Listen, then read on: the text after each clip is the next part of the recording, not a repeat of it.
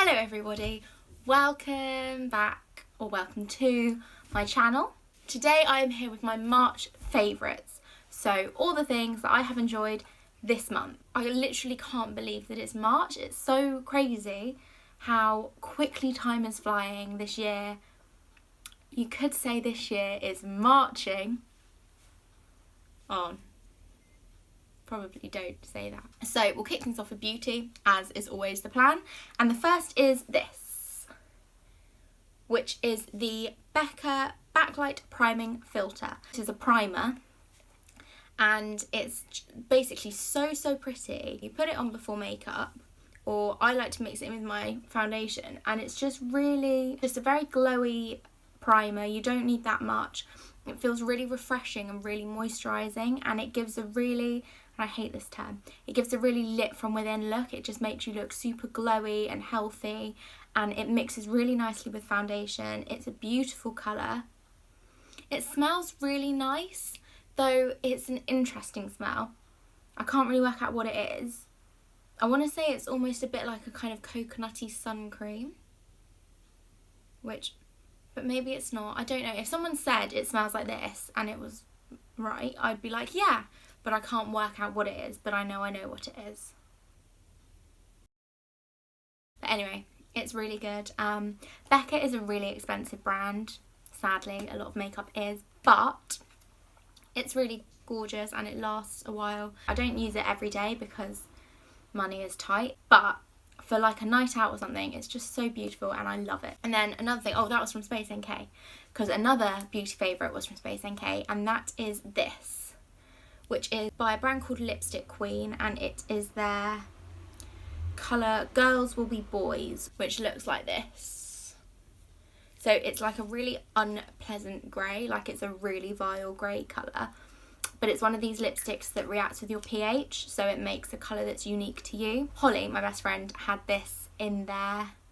I want to say it's called like Frog Prince, and it's a green one that comes out pink, and this is a grey that goes, it's meant to basically go a bit of a colour but not really. It's meant to look a bit more like a stain. It's meant to look like you've been kissing for ages. That's what it says on the packaging. But it's really lovely, so you just obviously, and I think it just gives a really quite kind of natural, a bit of a flush, bit of a wash of colour, but nothing too intense. Again, I think it's quite pricey. I want to say it was like £22, which is expensive for a lipstick, but it's really pretty and I really enjoy it. If you're looking for something that kind of is just quite natural, nothing too intense, this is a really lovely one to go for. Next, you may remember last month I kind of mentioned a skincare product. It was a Liza product which I really enjoyed, still enjoying, and I also said I like it because it's kind of going to get me into skincare, unless I edited that bit out. I don't know. I think I said that. Anyway, so I got all excited and I've got lots of products for skincare stuff, and I am going to do a skin care routine at some point. But one of the skincare products that I've been loving, which is really boring and it's literally just a cleanser, and it is this, which is the Cetaphil Gentle Skin Cleanser, which is like a massive bottle.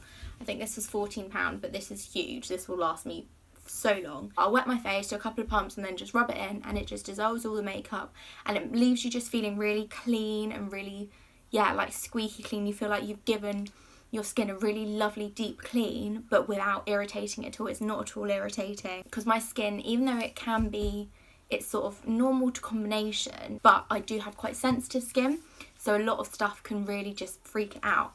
So this is lovely because it feels like it's doing a job without kind of overwhelming it. It's non-comedogenic. That is the stuff basically. Comedogenic products clog your pores, so if you're prone to blackheads and what have you, then you basically want things that are non-comedogenic. It's fragrance free, it's soap free, so it's really nice for sensitive skin, and I really enjoy it. Moving on, we have an accessory. We have two actually. So the first are these, which are little hoop earrings from Accessorize. My friend Amy got me these, which was super lovely of her, and they are basically just hoops like that. Obviously hoops are very in at the moment. They're really pretty. They've got this sort of like 2-band crisscross details. They're a little bit more interesting than just normal ones, and I think they're so lovely, and they go really beautifully with like a silver necklace and what have you, and I really enjoy these a lot. They're great. And then another accessory is these, which are fluffy socks. Now, Harry's mum got me these for, I think it was Christmas, and anyway, they're just socked myself in the eye. They ask you how you are, you just have to say that you're fine when you're not really fine, but you just... They're really, really lovely, and they are honestly so soft. Like, all fluffy socks are soft, but these are like next level soft. They're really cute. I love a blue. I like a stripe. They've got a little anchor on them because they're from a brand called Sea Salt Cornwall. I'm obsessed with anchors, like in a really weird, strange way. I don't know why I love them so much, but I literally love them. And these are so lovely, and I literally haven't taken them off. Basically, the other day when Harry was here, he borrowed them, and I was like, I want them now.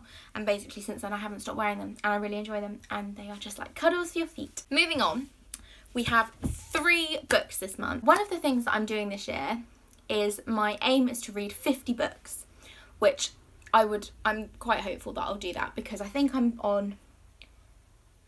just started my 15th, and we're obviously end of March, beginning of April, so I'm like a quarter of the way through, and I'm on 15. So is that about right? And I am recording the books that I'm reading on my Goodreads account, which I will link down below, so if you're interested in seeing what I've been reading and the ratings that I gave, that's down below. And this month, I think I read 5 books this month, which is crazy. Like, I really got through books this month. And 3 of them I'm going to be chatting about today. So I'm going to be as brief as I possibly can, but still give an okay review, I hope. So the first one is this, which is Heartburn by Nora Ephron. My best friend Emma got me this for my birthday. She basically said, Nora Ephron is fab, you'll love her, read this. Nora Ephron is the woman who wrote When Harry Met Sally and Sleepless in Seattle. And she's written this as a novel, and then I think she's got some books of essays and stuff.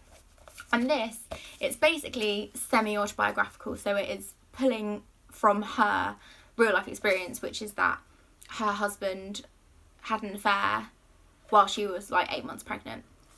Bastard. It was a really great book, and I really, really enjoyed it. And also, really like cool additions. She basically really liked cooking, and Emma was telling me this. No one would basically publish her recipes. So every so often in this book, she just slides the recipe in, because she basically wanted people to read her recipes. So she was like, well, if no one else will do it, I'll do it. Which I respect so much. So like here, for example, there's a section called Potatoes and Love, Some Reflections. And she's saying how to make Swiss potatoes, potatoes Anna, and mashed potatoes. And like, for example, in it, she's got toasted almonds. Almonds. How do you say almonds? Almonds. Apparently I say it weird, which I think I do. So she's got a recipe for toasted almonds, cheesecake, key lime pie, some soup, a vinaigrette, etc.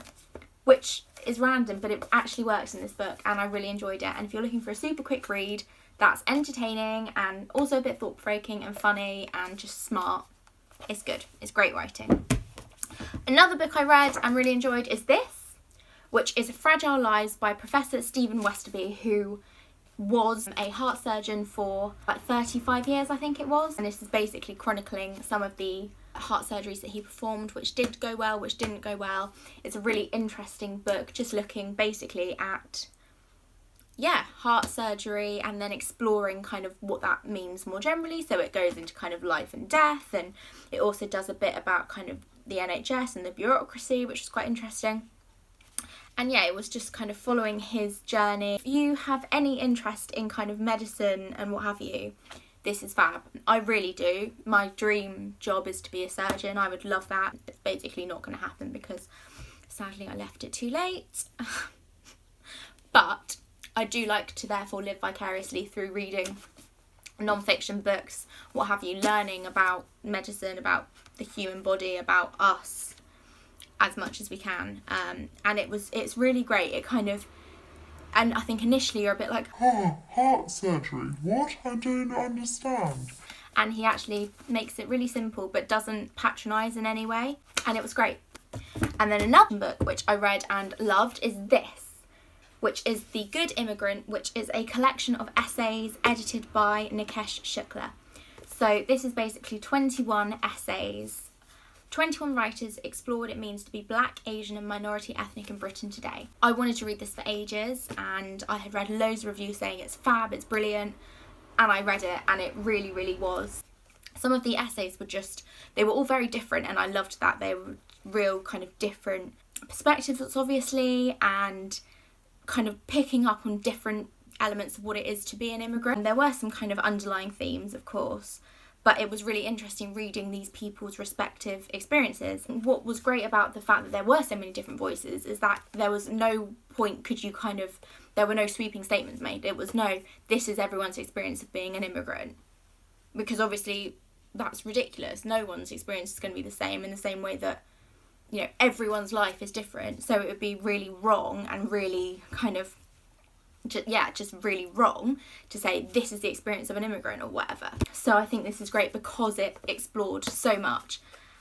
But it was such an interesting book. I really can't do it justice in explaining it, but it was just super eye-opening, and it forced you to really consider your life and any times that you might have been unintentionally kind of demonstrating racism, unintentionally prejudiced, and it was so interesting. And yeah, all of these people were great. There were some sentences which literally just blew my mind, and if I was clever I would have highlighted them, but alas I am not. 3 hours later. So this was Selena Godin, and she said, "Human colour is the colour I'm truly interested in, the colour of your humanity. May the size of your heart and the depth of your soul be your currency. Welcome aboard my good ship. Let us sail to the colourful island of mixed identity.